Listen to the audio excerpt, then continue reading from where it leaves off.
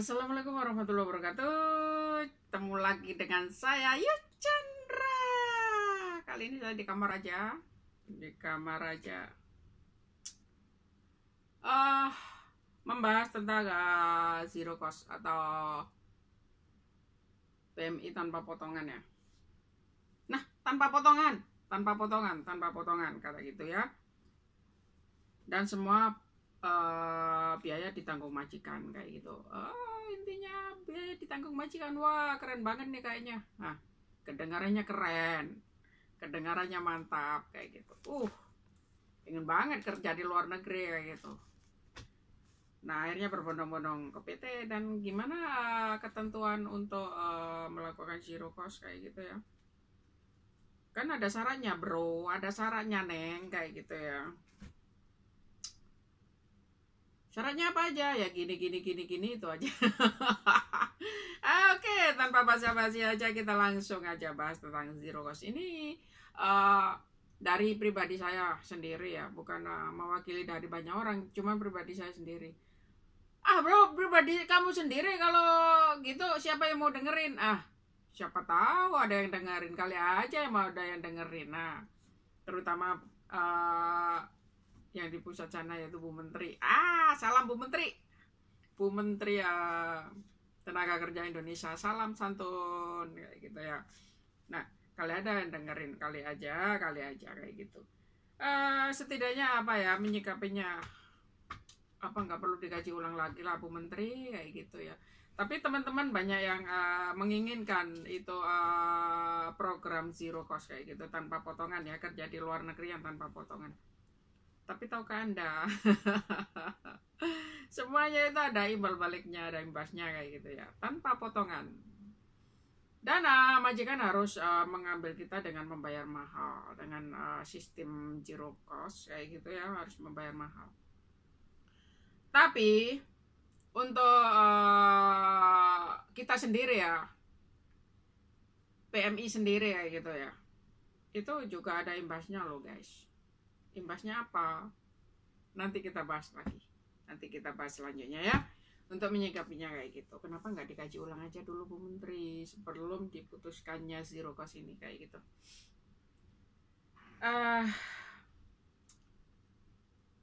Dengar desas-desus dari negara lain, terutama Taiwan ya. Terutama Taiwan. Kan saya lagi ada di kalau saya posisi saya sekarang ada di Hong Kong ya.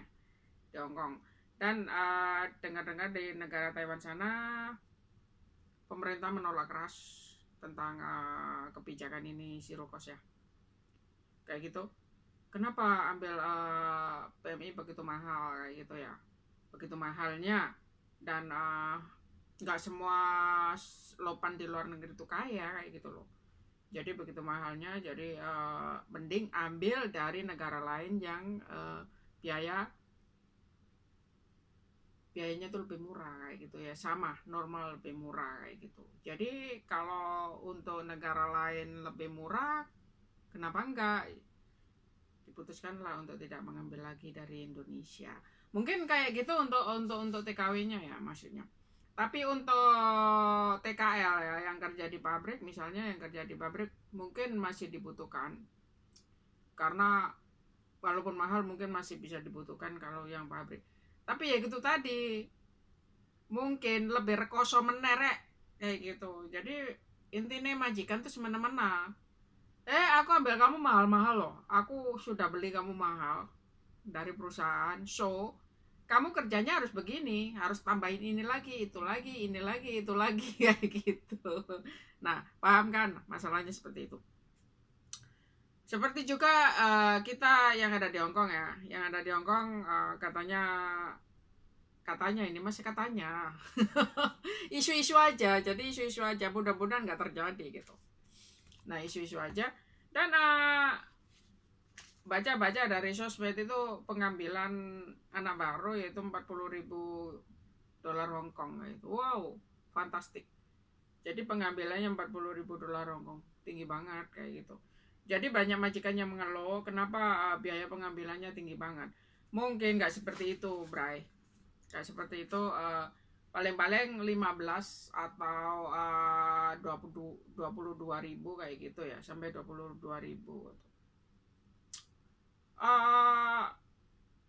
Mungkin ya lebih mahal sedikit lah. Kalau sekarang pengambilan mungkin 9 sampai 15.000 dolar untuk anak baru.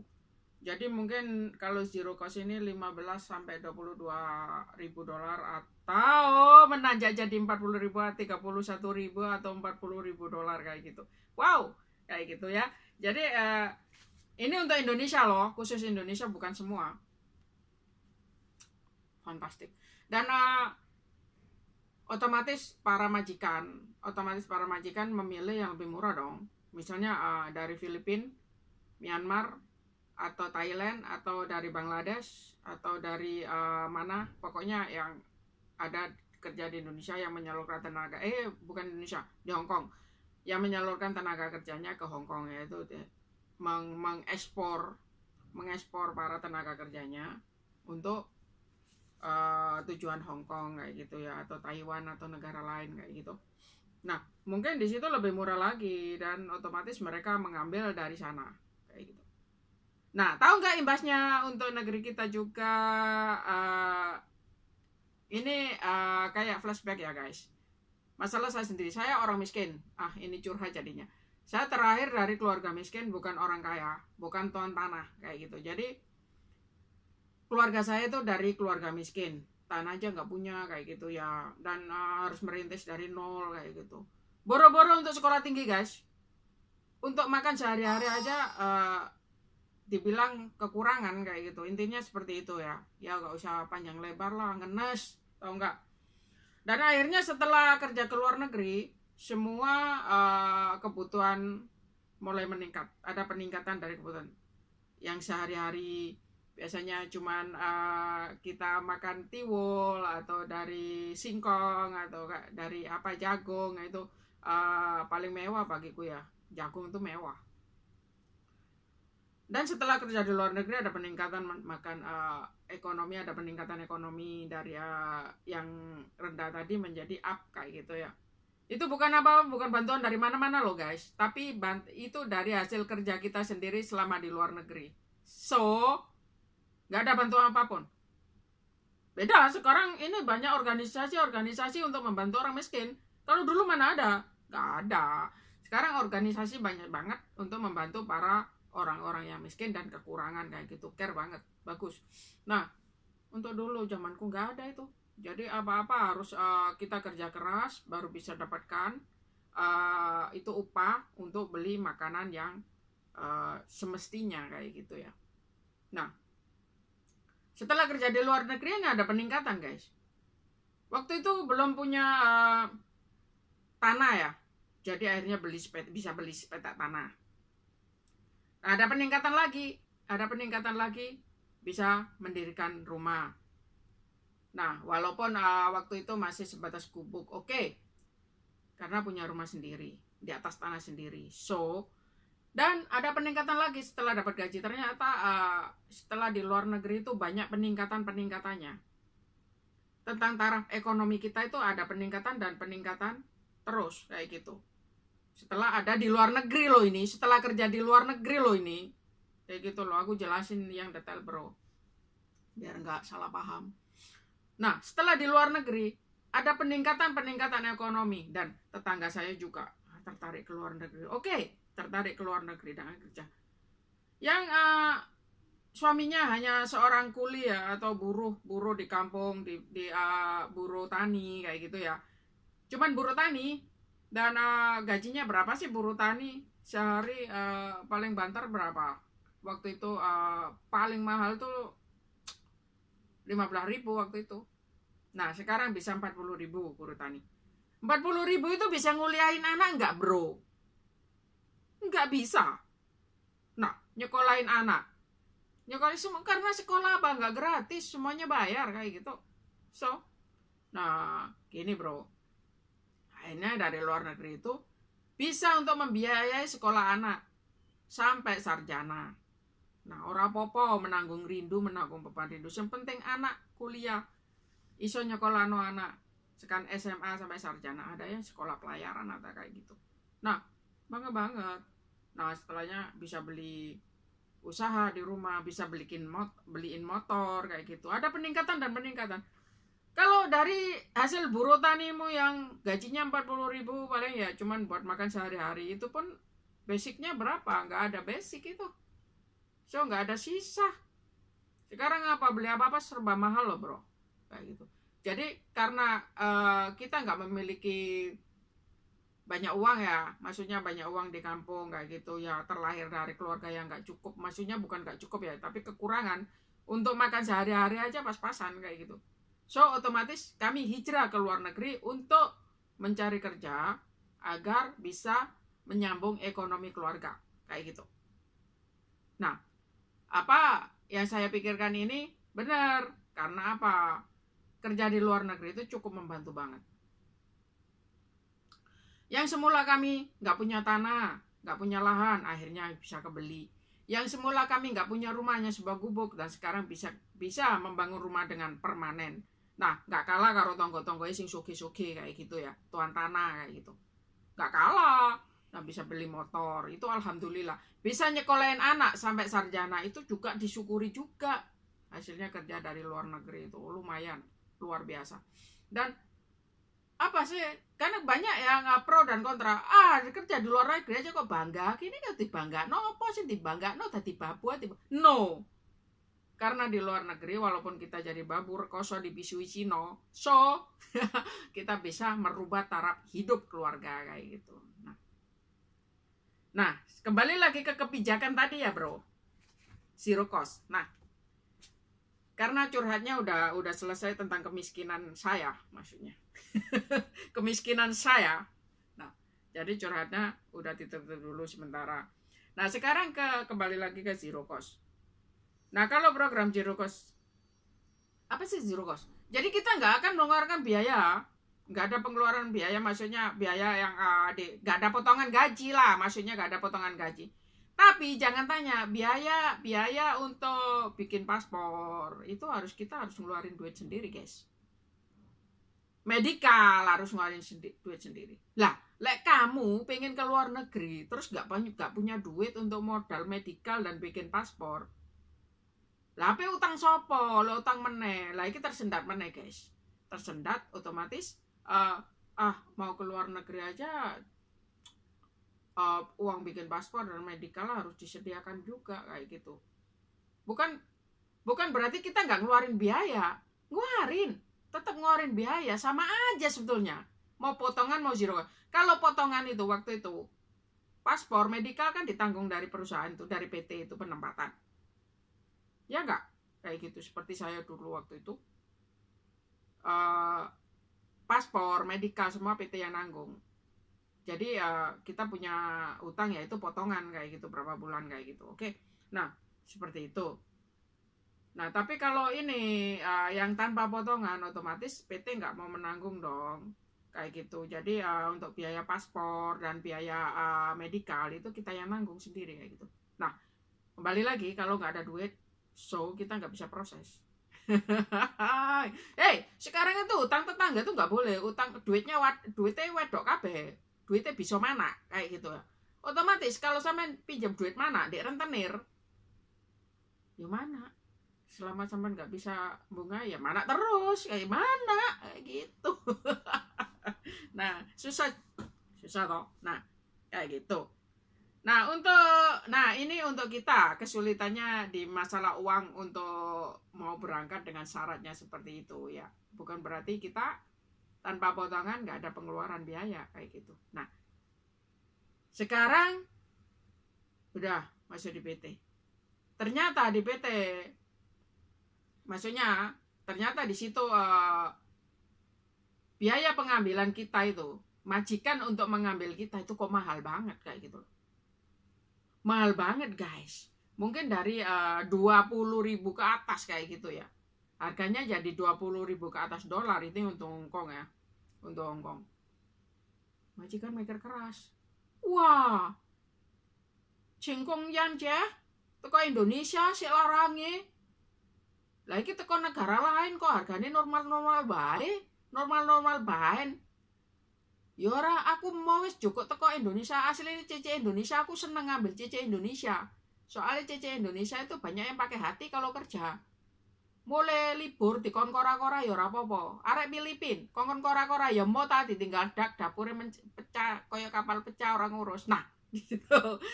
Oleh sak sulitan, satu kesulitan lagi kayak gini. Kayak gitu. Jadi otomatis mau nggak mau Lopan ngambilnya nggak orang Indo lagi. Mungkin tertentu aja yang ngambil orang dari Indonesia, mungkin yang ekonominya masih bertaraf tinggi. Nah, sekarang bayangin untuk Hong Kong, guys. Ekonomi Hong Kong tuh melemah banget. Lemah sekarang, hancur. Banyak majikan yang di PHK. Banyak majikan yang kehilangan kerjaannya. Banyak majikan yang memecat CC-nya. Bukan memecat ya, mem-PHK CC-nya juga. Intermanage CC-nya. Tapi majikan itu berbaik hati lah, gak mau rekod CC-nya jelek, jadi difinishkan walaupun belum finish. Alasannya apa? Finansial. Ya, alasan finansial, masalah ekonomi. Seperti itu, kebanyakan seperti itu. Tahu nggak, kalau dikaji ulang sebetulnya banyak majikan yang sudah meninggalkan Hong Kong ya, dan CC-nya harus kembali lagi ke Indonesia. Banyak banget itu. Jadi kita nggak sadar kalau sebagian itu sudah banyak yang pulang ke Indonesia kayak gitu. Karena kita cuman berpatok pada lingkungan kita sendiri kayak gitu. Jadi nggak tahu apa yang terjadi di luar sana. Gitu. Nah, ini kan ada yang minta kalau itu nggak ada potongan lagi untuk para buruh migran ya. Para pekerja migran nggak ada potongan lagi. Nah, ini pemerintah sudah ngasih itu apa namanya, keinginan, memenuhi keinginan dengan diberlakukannya zero cost kayak gitu ya. Nah, tapi majikan yang nggak punya duit banyak, gajinya sedikit, nggak semua majikan Hongkong kaya, itu jadi nggak mau ambil yang CC yang dari Indonesia karena mahal itu. Jadi ambilnya dari negara lain. Otomatis kalau sekarang para majikan nggak mau ambil CC lagi, otomatis banyak CC yang nganggur. Kecuali yang udah ada di Hongkong ya, udah ada di Hongkong kan prosesnya melalui agensi. So, aku udah finish kontrak, aku mau nambah lagi nah langsung masuk ke agensi, nggak ada masalah kayak gitu. Nyari job anyar kayak gitu ya, nyari bos baru, nyari job anyar kayak gitu. Oke. No problem. Tapi untuk JJ yang pemula yang baru datang dari Indonesia, otomatis kalau nggak ada yang ngambil lagi, so nggak bisa pergi dong kayak gitu. Terus masalah di rumah nggak ada kerjaan atau ya seperti itu. Kayak saya dulu waktu kecil, bukan terlahir dari orang kaya, so harus memulai dari nol lagi. Apa ya kayak gitu, cari kerjaan yang gitu yang hanya cukup untuk makan sehari-hari aja kayak gitu. Tapi untuk menyekolahkan dan melahirkan sarjana baru, itu hanya untuk orang kaya saja. Kalau orang miskin jangan harap kayak gitu ya. Karena apa? Orang miskin hanya cukup untuk makan, seperti saya, bukan orang lain, seperti saya, hanya cukup untuk makan saja.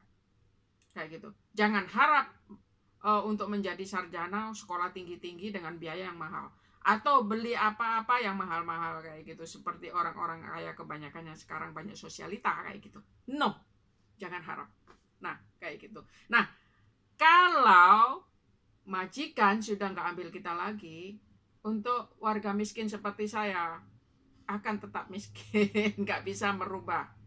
Nggak bisa merubah untuk hidup ke luar negeri atau kerja di luar negeri untuk nambah penghasilan dan merubah taraf hidup keluarga seperti itu. Kerja di rumah aja ya, seperti sekarang. Kamu mau bisnis online, siapa yang beli kalau nggak ada pembeli? Sedangkan keuangan semakin terpuruk, nah nggak ada yang beli, bener. Nah kayak gitu. Nah tolong bisa dikaji ulang Bu Menteri, ini gimana menyikapinya. Ini dari saya pribadi loh Bu Menteri, saya nggak mewakili siapapun. Cuman saya kasihan sama teman-teman yang mau kerja di luar negeri untuk itu apa namanya, merubah taraf hidup keluarga kayak gitu. Ya saya menghargai banget keputusan apapun yang dari pemerintah. Oke. nggak masalah. Cuman setelahnya itu imbasnya itu loh. Oke, kalau bisa majikan ambil dengan harga yang sekian ya. Ambil Kungyan pembantu dengan harga yang tinggi. Mungkin masih ada dengan harga yang 20.000 ke atas kayak gitu ya. Sampai 40.000, 20.000 sampai 40.000 dolar Hong Kong. Tapi imbasnya itu sama kita-kita ya, sama CC yang bekerja yang sudah diambil itu. Nanti bisa-bisa dipekerjakan lebih dari, kayaknya kerjanya Rodi deh. Kayak gitu. Rodi nggak dengan sesuai kontrak 8 jam. 8 jam. So, nanti bisa tidurnya jam 2 pagi, jam 3 pagi. Kasihan juga sama tuh si Cece, pasti didera.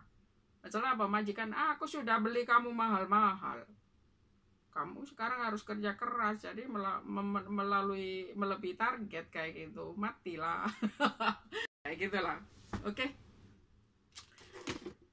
Oke teman-teman, itu aja. Sampai lobet aku. Aduh, sampai ada cloningnya ini. Sebentar. Oke. Nah, kayak itu tadi. Ini bukan mewakili dari manapun. Ini dari saya pribadi ya. Dari saya pribadi tentang zero cost ya. Menyikapi tentang zero cost seperti itu. Nah, kalau luar negeri semua menolak, otomatis devisa negara akan memunah. Akan memunah. Maafin saya kalau opini saya kurang good. Oke?